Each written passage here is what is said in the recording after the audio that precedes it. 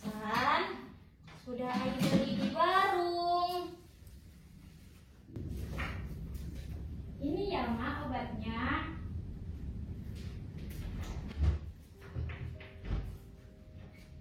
Mak sedang sakit, sudah hampir sebulan. Aku sudah sanggup membawanya ke dokter.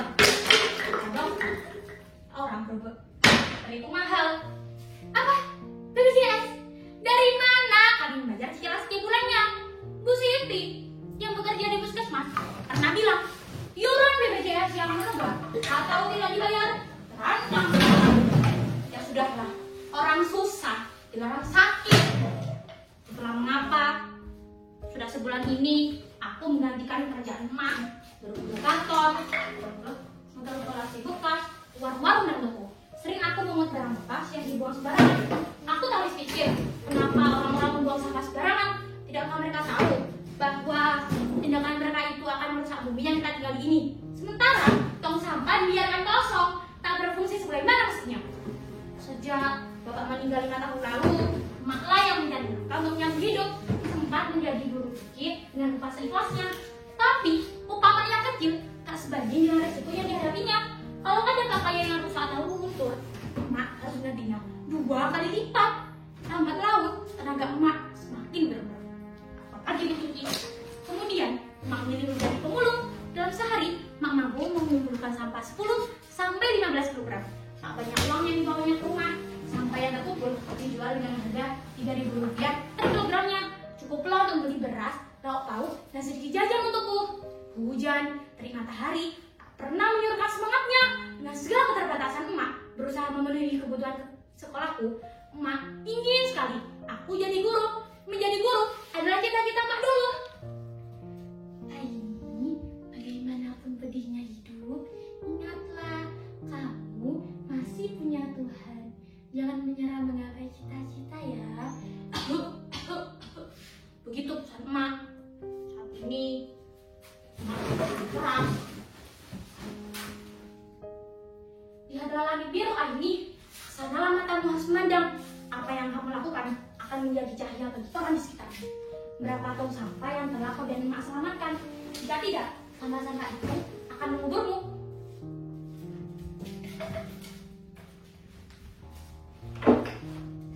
Oh iya, kalian pasti bertanya, kenapa aku sambil di handphone tadi? Ya kan? Kalian pasti curiga, karena aku anak pemulung. Baiklah. Aku akan sedikit bercerita. Dalam rangka memperingati acara 17 Agustus tahun lalu, Pak Lurah memintaku untuk mengumpulkan teman-teman mengikuti lomba berasa. Aku diberi jadi kepala. Meskipun awalnya ragu, tapi kami berlatih sangat keras. Dan akhirnya ragu kami menang. Sambil memegang kumisnya, Pak Lurah bilang begini, Aini, kamu hebat. Jempol untuk kamu. Tunggu bonus dari Bapak ya. Nah, sekarang jelaskan asal-usul handphone ini. Handphone ini pemberian Pak Lurah sebagai bonus. Tuhan yang Maha Adil. Di saat dibutuhkan, di saat itu pula Tuhan memberikan jalan. Sampah plastik membutuhkan waktu 10 sampai 15 kg. Sampah plastik menyebabkan rentannya karena sifatnya yang sulit terdekomposisi. Plastik membutuhkan waktu 10 sampai 20 tahun dan dapat terurai secara alami. Saat ini Indonesia masih mengalami krisis sampah plastik. Konsumsi penduduk setiap tahunnya terus meningkat, tapi kesadaran untuk mengolah sampah plastik tidak ikut meningkat. Di mana ini? Langit pekat, pohon-pohon mati. Air. Gimana air? Kotor dan bau.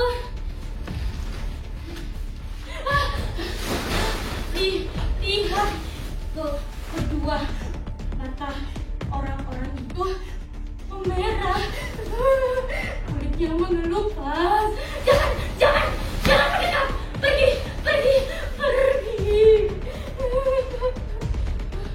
Kenapa rambutku untuk begini?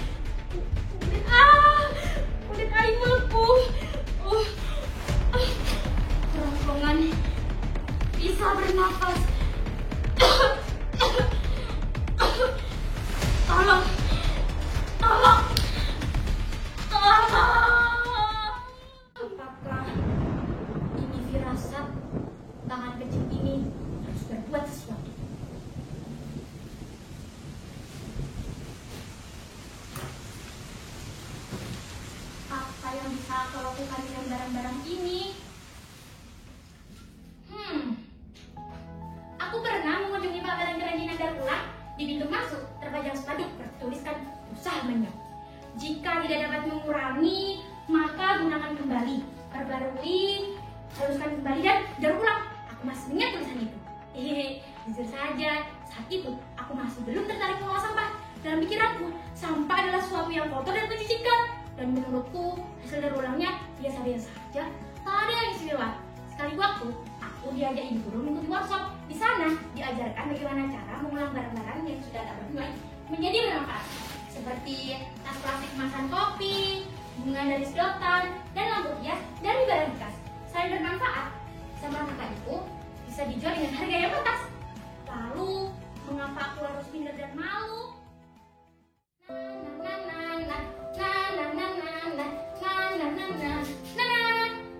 Cuaca begitu cerah, aku begitu bersemangat merealisasikan rencana-rencana. Tanggal berapa sekarang? 17. Emak mengizinkan ruang tamu ini digunakan sebagai galeri sekaligus tempat pelatihan. Hasil daur ulang sampah akan terpajang rapi di sini. Tunggu dulu, bagaimana kalau meja ini dipindah sudut sebelah kanan? Seperti ini. Bagaimana menurut kalian? Cocok? Bilang saja kalau tidak cocok. Kalau begitu, bisa sedikit. Nah, aku akan mengajak tetangga, teman seluruh kampung untuk berkumpul mendaur ulang sampah-sampah ini. Menurut di media sosial, hasil daur ulang sampah telah ditonton banyak orang. Semoga saja hal sederhana yang aku buat akan berharga bagi orang lain. Tapi handphone ini harus dijual untuk biaya berobat emak. Emak harus sudah sembuh dari penyakitnya. Obat yang aku beli di luar sudah tak mampu mengobati. Kalian sudah datang? Ayo silakan masuk teman-teman. Kita pisahkan dahulu barang-barang ini. Botol-botol sebelah sana, koran bekas di sebelah sana, dan yang lain-lainnya kita kumpulkan di sini. Iya. Halo Pak. Oh iya, betul saya Aini. Oh iya Pak. Kapan jadwal pamerannya ya Pak? Oh baik Pak. Saya dan teman-teman sama saya. Oh baik Pak. Ya, terima kasih. Teman-teman, kita mendapat undangan pameran bulan depan. Yes.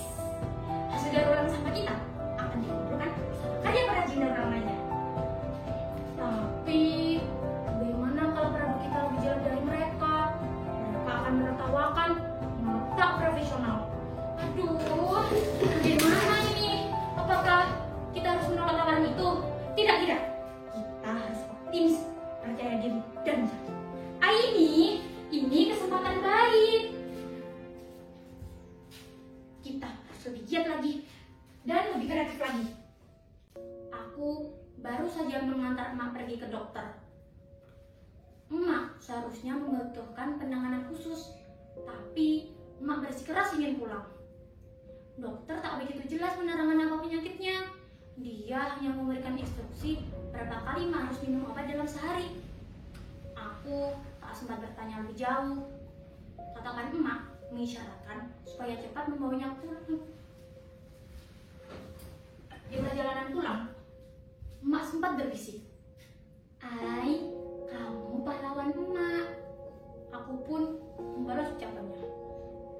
Ai bangga sama emak karena pahlawan sesungguhnya adalah emak. Oh ya, Dingga, Kiki, dan Eza berjanji akan datang ke rumah hari ini. Mereka akan membawa botol bekas yang telah dikumpulkannya. Mereka juga akan ikut mempublikasikan kerajinan karya daur ulang ini. Ternyata mereka tidak betul-betul meninggalkan aku. Ding, Ki, Za, the best forever. Tuhan, terima kasih telah mengembalikan hari-hari baik padaku.